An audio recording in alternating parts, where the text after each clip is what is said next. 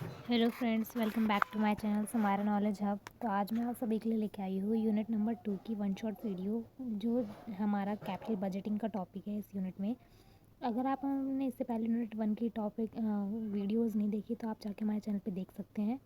तो बिना देर किए चलिए आज का हम ये वीडियो स्टार्ट करते हैं अपना। तो फर्स्ट टॉपिक है इसमें मीनिंग ऑफ कैपिटल बजटिंग, कि कैपिटल बजटिंग क्या होता है। तो capital budgeting process is a की aspect of financial management that involves evaluating and selecting long-term investment or project. Their investment typically involve significant capital outlay and have implications for the organization for future financial performance. The goal is to determine which project or investment will maximize the value of the firm and contribute to its strategic objective.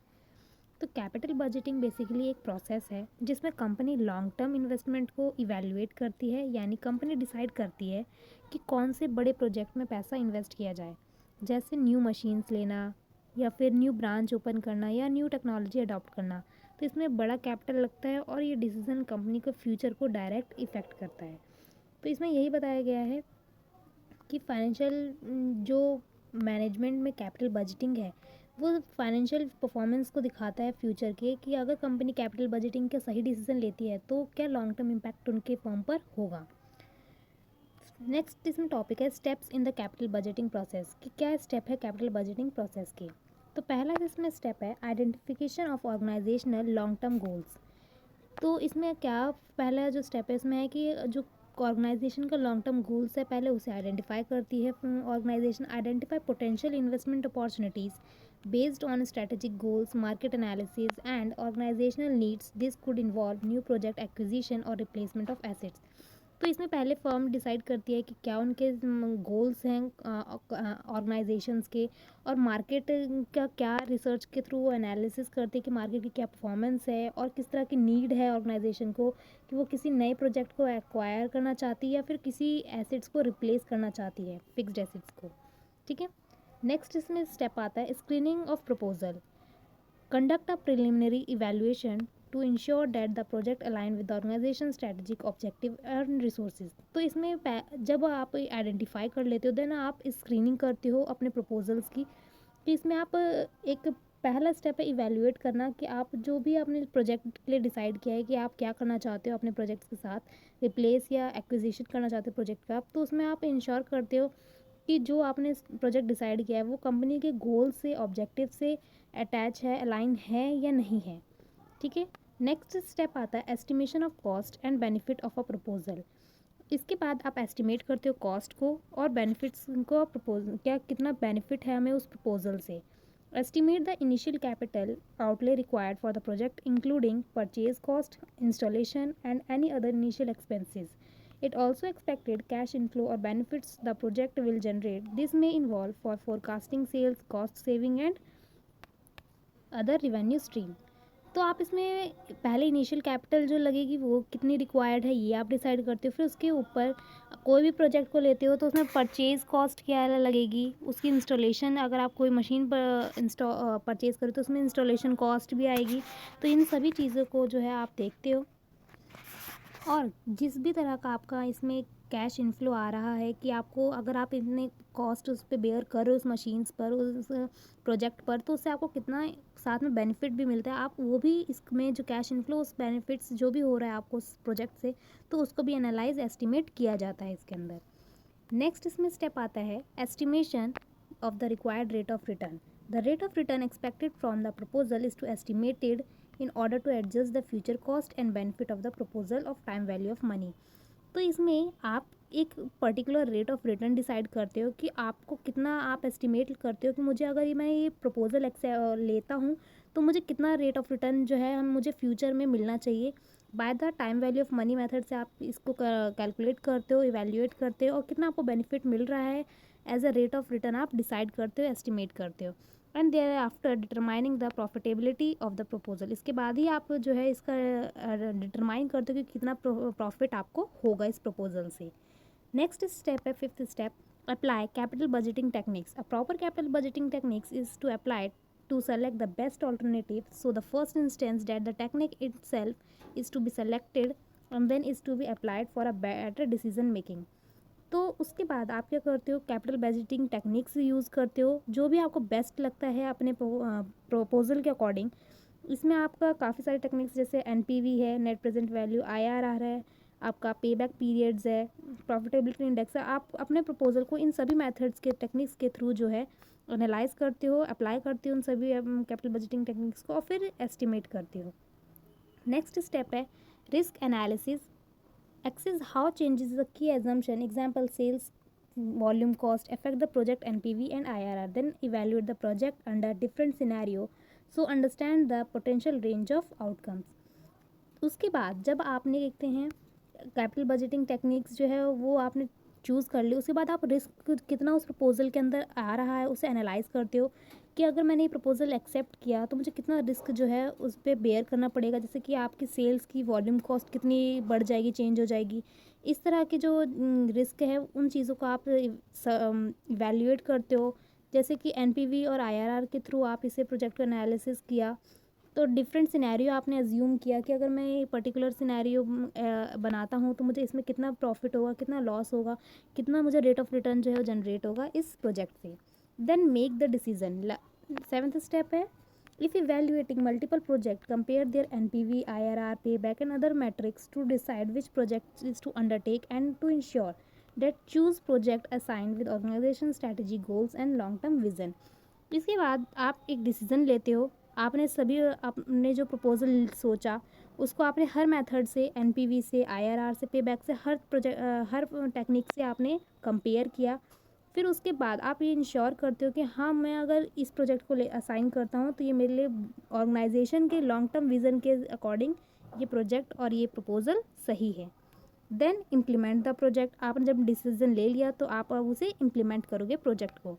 Obtain necessary approval from stakeholder of management and the evaluation of analysis, then implement the project according to the plan, including procurement, construction और development। जब आपने decide कर लिया, अब implement कर रहे हो, तो इम्प्लीमेंट करने से पहले आप अप्रूवल लोगे अपने स्टेक होल्डर से, मैनेजमेंट से, और फिर वो इवेल्युएट करेंगे, एनालिसिस करेंगे आपके प्रोजेक्ट्स को और उसके अकॉर्डिंग वो प्लान बनाएंगे जिसमें आपका प्रोक्योरमेंट, कितने फंड्स लगेंगे, किस तरह कंस्ट्रक्शन होगा वो प्रपोजल और किस तरह वो डेवलपमेंट होगा, वो सभी चीज़ें इनके अंदर, इस स्टेप के अंदर आता है। नेक्स्ट एंड लास्ट स्टेप है इसके अंदर monitor and review. Monitor the project performance against the budget and financial projection, track actual cash flow, expenditure and outcomes. इसके बाद आपका लास्ट स्टेप है कि आप जो है मॉनिटर करेंगे, आप अपने प्रोजेक्ट की परफॉर्मेंस को डेली बेसिस पे चेक करेंगे और जो आपने बजट बनाया है, जो फाइनेंशियल प्रोजेक्शन है, उसे हमेशा आप ट्रैक करते रहेंगे कि आपका कितना एक्चुअल में कैश फ्लो, एक्सपेंडिचर हो रहा है और कितना आपको आउटकम्स मिल रहा है उस प्रोजेक्ट और प्रपोजल से। चलिए अब नेक्स्ट टॉपिक है इसके अंदर है इम्पोर्टेंस ऑफ कैपिटल बजटिंग, कि क्या है इम्पोर्टेंस कैपिटल बजटिंग का। तो पहला कैपिटल बजटिंग का इंपॉर्टेंस है strategic alignment. Capital budgeting ensure that a company investment align with the long term goals and business strategy. तो कैपिटल बजटिंग जो है एक इंश्योर कराती है कंपनी के इन्वेस्टमेंट को कि वो लॉन्ग टर्म में कितना गोल कर रही है और बिजनेस की क्या स्ट्रैटेजी है, इस चीज़ के ऊपर बेस्ड है आपका। नेक्स्ट है return on investment. Capital budgeting techniques like net present value, internal rate of return and payback period are used to access whether investment likely to be profitable. तो ये नेक्स्ट इसका इंपॉर्टेंस है कि आपको ROI, return on investment, कितना मिलेगा एक project के ऊपर। कैपिटल बजटिंग ये भी बताती है किस मेथड से, जैसे एनपीवी, आईआरआर हो गया, पेबैक पीरियड हो गया, तो इन चीज़ों का यूज़ करके आप रिटर्न ऑन इन्वेस्टमेंट आप डिसाइड करते हो कि कितना आपका कोई जो इन्वेस्टमेंट है वो प्रॉफिटेबल है या नहीं। नेक्स्ट है रिस्क असेसमेंट। ये आपके रिस्क को असेस करने में भी मदद करता है। Capital budgeting not only estimate returns but also consider the risk involve in the project. तो ये सिर्फ आपको ये नहीं बताता कि रिटर्न आपको कितना मिलेगा एस्टिमेट करके, बल्कि ये भी बताता है कि आपके प्रोजेक्ट में कितना रिस्क जो है वो इन्वॉल्व है। नेक्स्ट है इसकी इंपॉर्टेंस है इन्फॉर्म डिसीजन मेकिंग। ये आपको डिसाइड करने में हेल्प करता है।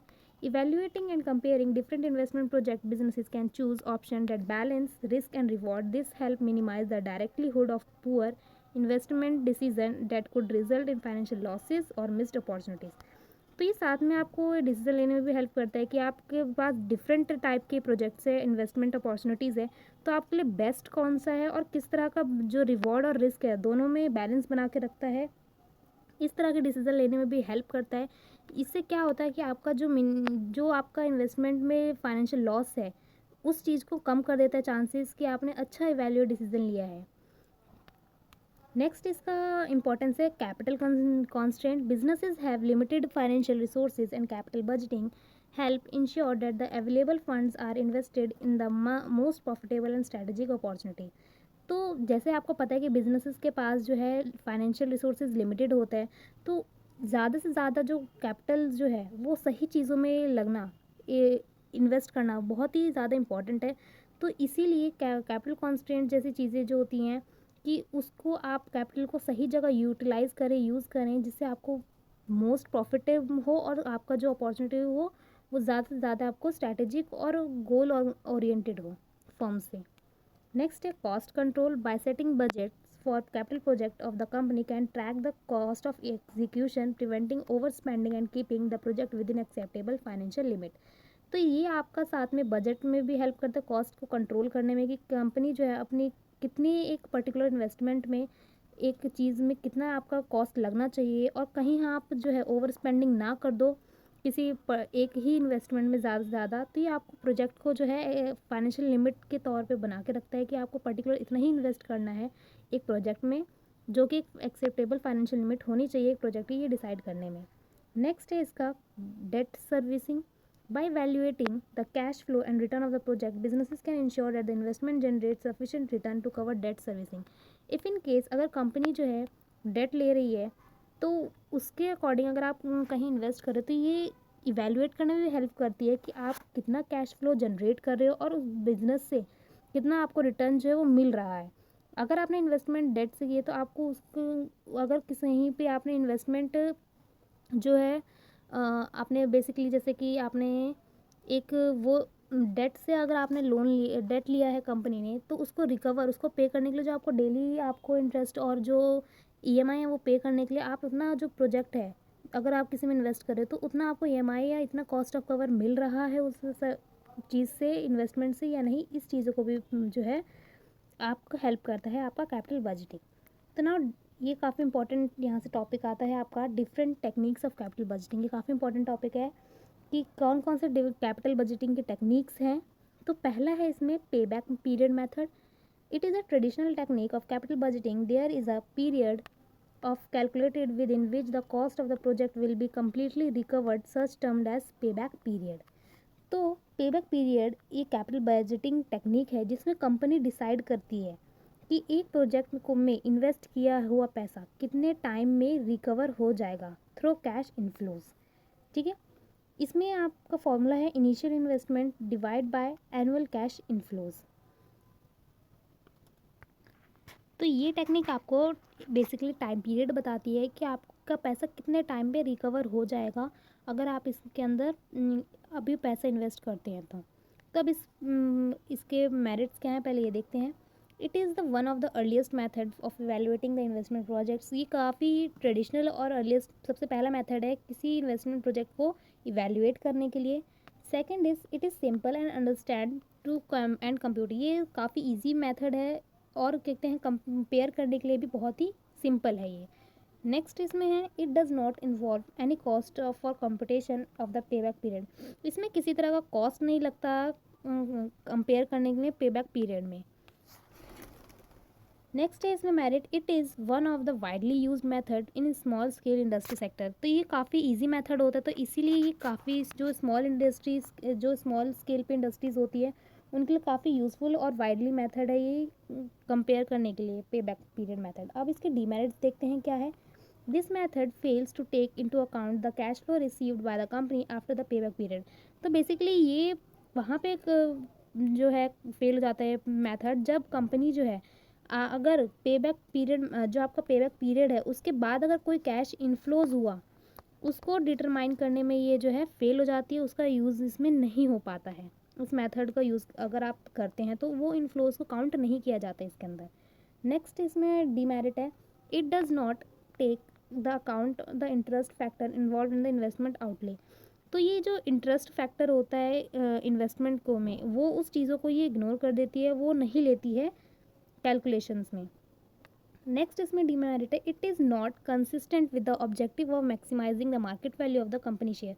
तो ये वहाँ पे ये फेल हो जाती है। डिमेरिट्स इसका ये है कि जब कंपनी की जो शेयर की वेल्थ मैक्सिमाइजेशन जैसा आपने पढ़ा था, तो उस चीज़ों को डिटरमाइन करने में और शेयर वैल्यू को मार्केट वैल्यू में इंक्रीज़ करने में वो ऑब्जेक्टिव इसका नहीं हो पाता है। अब नेक्स्ट हमारा टेक्निक है इसके अंदर ARR यानी average rate of return. Accounting rate of return means the average rate of return और profit taken for considering the project evaluation. This method is one of the traditional method for evaluating the project proposal. तो basically जो ARR method है ये किस तरह different है payback से। तो ARR एक कैपिटल बजटिंग टेक्निक है, ये भी ट्रेडिशनल मेथड है, ठीक है, जिसमें आप क्या करते हैं कि जो प्रोजेक्ट की प्रॉफिटेबिलिटी को मेजर करता है, प्रोजेक्ट से मिलने वाले एवरेज एनुअल प्रॉफिट को इनिशियल इन्वेस्टमेंट से कंपेयर करना, यानी प्रोजेक्ट कितना % रिटर्न जनरेट करेगा वो ARR बताता है। तो बेसिकली ये एवरेज रेट ऑफ रिटर्न बताता है आपको कि एक प्रोजेक्ट से कितना आपको रिटर्न मिलेगा। तो इसके मेरिट्स देखते हैं क्या है। पहला मेरिट्स है इसका, it is easy to calculate and simple to understand. ये भी ईजी होता है और कैलकुलेट करने में भी काफ़ी हेल्पफुल है। नेक्स्ट है, it is based on the accounting information rather than cash inflows. तो ये बेसिकली अकाउंटिंग इन्फॉर्मेशन के ऊपर बेस्ड है, यहाँ पे आपके कैश इनफ्लोज को जो है नहीं बेस्ड है, ये अकाउंटिंग जो भी आपका इन्फॉर्मेशन है उसके ऊपर बेस्ड है कैलकुलेट करने में। नेक्स्ट है, it is not based on the time value of money. ये टाइम वैल्यू ऑफ मनी के ऊपर बेस्ड नहीं है, तो ये इसीलिए ईजी है कि आप इसमें रेट ऑफ रिटर्न जो है average rate of return easily compare कर सकते हो। It consider the total benefits associated with the project. तो ये आपको एक प्रोजेक्ट में टोटल कितना बेनिफिट्स है ये बताता है। ये आपका जो जैसे आपने पे बैक में पढ़ा कि एक बाद में टाइम पीरियड्स को इग्नोर कर देगी, आपके एक पे बैक पीरियड के बाद जो टाइम वैल्यू आपके पास कैश इनफ्लो आया उसे इग्नोर कर देता है। बट यहाँ पे ऐसा कुछ नहीं है, यहाँ पे आपको टोटल बेनिफिट्स जो है वो प्रोजेक्ट के अंदर जो है उसे कैलकुलेट करता है, ठीक है। अब इसके डीमेरिट्स को देखते हैं कि क्या क्या डीमेरिट्स है इसके। पहला है, it ignore the time value of money. जैसे कि ये एक लिमिटेशंस भी बन गई इसकी कि टाइम वैल्यू ऑफ मनी जैसे फैक्टर को इन्वॉल्व नहीं करता है। नेक्स्ट है, इट इग्नोर द री इन्वेस्टमेंट पोटेंशियल ऑफ प्रोजेक्ट। ये इस चीज़ को इग्नोर कर देता है, अगर इन केस कंपनी जो है उस प्रोजेक्ट में पैसे जो लगाए एक टाइम पीरियड के बाद दोबारा री इन्वेस्ट कर देती है, तो उस चीज़ की उस फैक्टर को जो है वो इग्नोर कर देती है। तो इसके दो मेथड है, फॉर्मूले हैं ARR को कैलकुलेट करने में। पहला है आपका ARR इक्वल्स टू में एवरेज प्रॉफिट पर एनम, मैं यहाँ पे लिख भी देती हूँ, average profit per annum divided by initial investment into 100, ठीक है। तो ये फॉर्मूला है पहला। सेकंड फॉर्मूला है आपका average profit per annum divided by average investment into में 100। तो कई बार होता है कि आपको एवरेज इन्वेस्टमेंट क्वेश्चन में नहीं गिवन रहता, तो आप एवरेज इन्वेस्टमेंट इस तरह भी निकाल सकते हैं, initial plus and divided by 2। Divided by 2 कर दोगे आप तो आपका एवरेज इन्वेस्टमेंट जो है वो आ जाएगा, ठीक है। नेक्स्ट हमारा इसके अंदर है, और इसमें एक फैक्टर ये है कि एक्सेप्टेंस रूल्स जो होते हैं कि आप कब किसी प्रोजेक्ट को एक्सेप्ट करेंगे। तो ARR का बेसिकली यहाँ पर मैंने मेंशन नहीं किया, मैं आपको ओरली बता देती हूँ कि ARR में आप कब किसी प्रोजेक्ट को एक्सेप्ट करेंगे, अगर जो प्रॉफिट परसेंटेज है जितना कंपनी एक्सपेक्ट करती है अगर उससे ज़्यादा प्रोजेक्ट से आता है आपका ARR, तो वो कंपनी जो है इसको एक्सेप्ट कर लेगी इस प्रोजेक्ट को। लेट सपोज अगर कंपनी ने एक्सपेक्ट किया कि मुझे 2% ही एक प्रोजेक्ट से इंटरेस्ट रेट ऑफ रिटर्न मिलेगा, बट जब आपने ARR कैलकुलेट किया तो ये 4% आया, तो कंपनी जब ARR ज़्यादा आया है आपके एक्सपेक्टेड से तो कंपनी इस प्रोजेक्ट को एक्सेप्ट कर लेगी। ये रूल है ARR का, ठीक है। चलिए नेक्स्ट हमारा था NPV, net present value. The net present value method is a modern method of evaluating investment proposal. तो ये एक मॉडर्न मेथड है इन्वेस्टमेंट प्रपोजल को कैलकुलेट करने के लिए। This method take into consideration the time value of money and attempt to calculate the return on investment by introducing the factor of time element. तो इसके अंदर आप क्या करते हो, कंसिडर करते हो टाइम वैल्यू ऑफ मनी जैसे चीज़ को किसके लिए कैलकुलेट करने के लिए कि आपका एक इन्वेस्टमेंट पे कितना रिटर्न जनरेट होगा। इसमें आप टाइम एलिमेंट्स जैसे फैक्टर्स को जो है कंसिडर करते हो। It recognise the fact that a rupee earn today is worth more than a same rupee earn tomorrow. तो ये बताता है आपको कि अगर आज जो आपने 1 रुपये अर्न किया है तो उसकी जो वैल्यू है वो सेम नहीं रहेगी, वो अगले दिन आगे उससे ज़्यादा हो जाएगी। The present value of all inflow and outflow of cash occurring during the entire life of the project is determined separately for each year by this discounting this flow by the firm cost of capital. तो इसमें जितने भी present value, जितने all inflows होंगे, outflows होंगे cash के, जो एक प्रोजेक्ट्स की लाइफ, जितने एक प्रोजेक्ट की लाइफ है उसके अंदर वो एक सेपरेटली डिटरमाइन किया जाता है हर साल एक डिस्काउंटिंग रेट पर, जो फर्म की कॉस्ट ऑफ कैपिटल है। तो मैं आपको इसे सिंपल लैंग्वेज में बताती हूँ कि देखिए एनपीवी होता क्या है। तो एनपीवी में जिसमें फ्यूचर कैश इनफ्लो को प्रेजेंट वैल्यू पर कन्वर्ट किया जाता है और फिर इनिशियल इन्वेस्टमेंट को माइनस किया जाता है, मींस डैट कि आज की टाइम में प्रोजेक्ट कितना पैसा वैल्यू क्रिएट करेगा, फ्यूचर में जो पैसा मिलेगा उस उनके आज की वैल्यू क्या है। ठीक है, तो इसका मैं पहले रूल बता देती हूँ कि एक्सेप्ट कब एनपीवी को आप एक्सेप्ट करोगे, किसी प्रोजेक्ट को कब रिजेक्ट। तो अगर आपका एनपीवी, इफ़ एनपीवी पॉजिटिव है आपका, तो प्रोजेक्ट जो है आपका प्रॉफिट है, ठीक है, तो एक्सेप्ट करेगी कंपनी। अगर आपका एनपीवी माइनस में जाता है, नेगेटिव में जाता है, तो रिजेक्ट करेगी। तो नॉर्मली अगर आपका एनपीवी ग्रेटर देन है 0 से तो एक्सेप्ट है, और अगर लेस देन है 0 से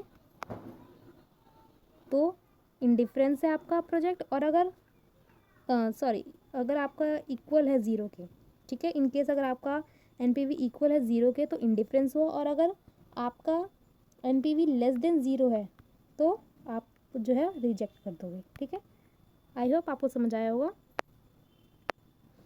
चलिए अब हम इसके मेरिट्स के ऊपर फोकस करते हैं।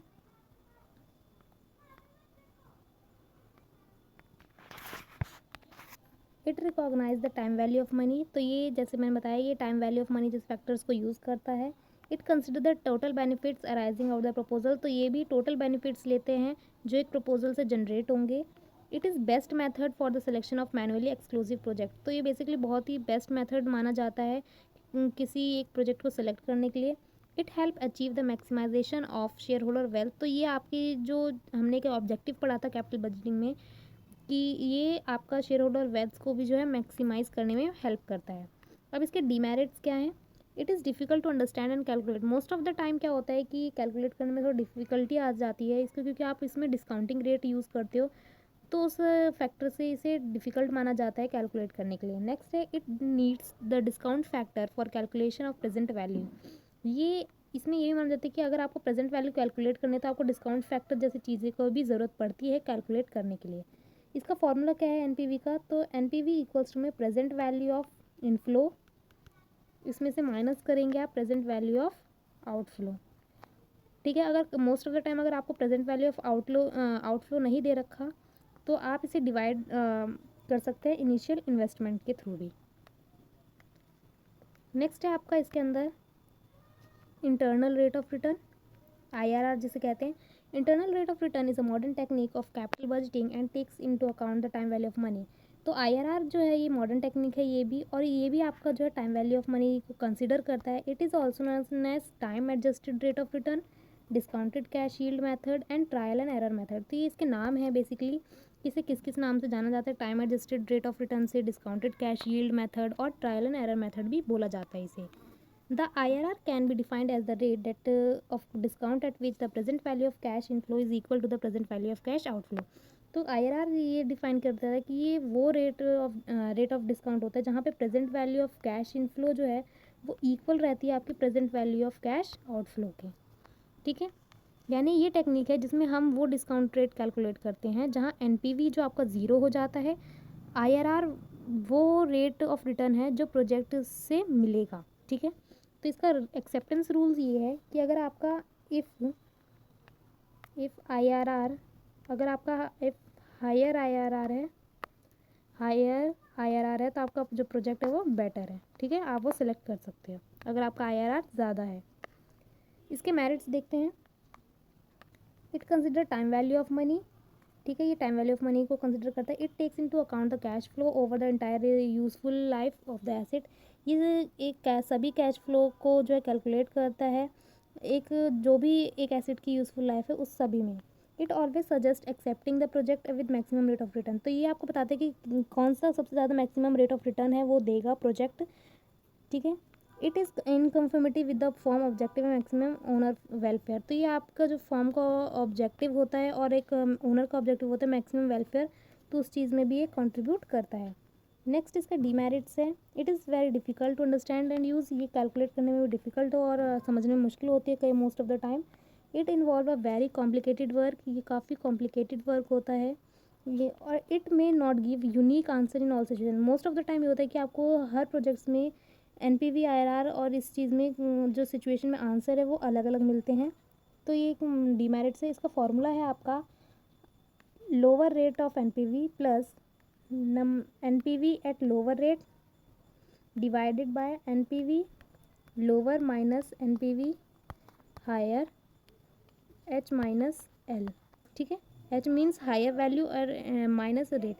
तो आप ये ध्यान रखेंगे, यहाँ पे आप लोअर रेट लेंगे ना कि वैल्यू लेंगे, और यहाँ पे आप वैल्यू लोगे NPV की जब लोअर पे क्या वैल्यू आती है, और नीचे आप वैल्यूज़ लोगे, यहाँ पे आप रेट लोगे, हायर रेट और लोअर रेट NPV का, ठीक है।